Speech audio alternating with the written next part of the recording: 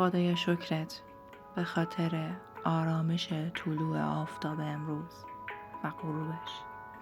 شکرت به خاطر رزق و روزی فراوانی که به هم بخشیدی. شکرت که به سریعترین شکل ممکن برای من همیشه روزی میفرستی. شکرت که به من قدرت حرکت کردن بخشیدی. شکرت که زندگی منو زیبا خلق کردی. شکرت که هر لحظه و هر ثانیه منو هدایت میکنی. شکرت که آرامش و آسایش رو به زندگیم بخشیدی.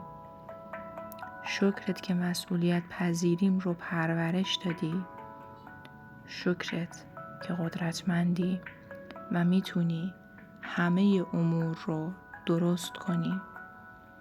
شکرت که شغل و روابط مناسب برام قرار دادی.